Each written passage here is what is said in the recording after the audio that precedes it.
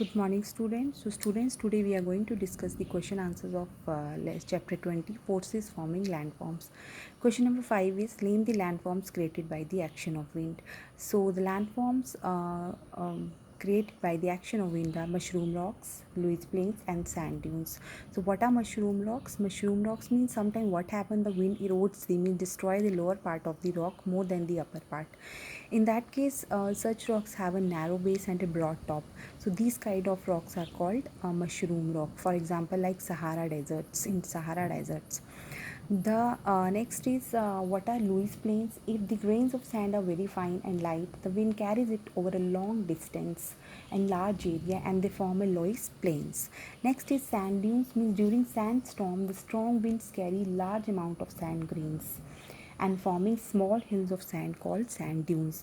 Next is what are the most active volcanoes located in the Pacific Ring of Fire? The most active volcanoes are located in the uh, Pacific Ring of Fire because it is a subduction zone. Means, what do you mean by this? Subduction zone means a region beneath the earth where cluster plates subside and melt, and it is very active. When it is melting, subsidizing, it is very active even throughout the year. That is why mostly the earthquake takes place around the ring of fire in the Pacific Ocean.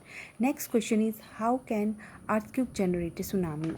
Earthquake, due to plate tectonic theory, earthquake are a particular kind of earthquake. Tectonic earthquake are a particular kind of earthquake that are associated with the earth cluster deformation when the earthquake occur beneath the sea or the water or the above the deformed area is displayed from its equilibrium position, and when large areas of the sea floor subsiding, a tsunami that can be created. Next is how do meanders form during the course of a river?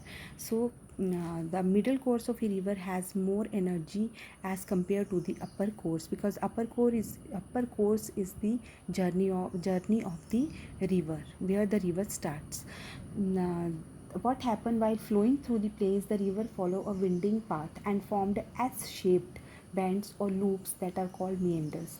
A meander is formed when a flowing river erodes its outer bank at places where it takes a turn.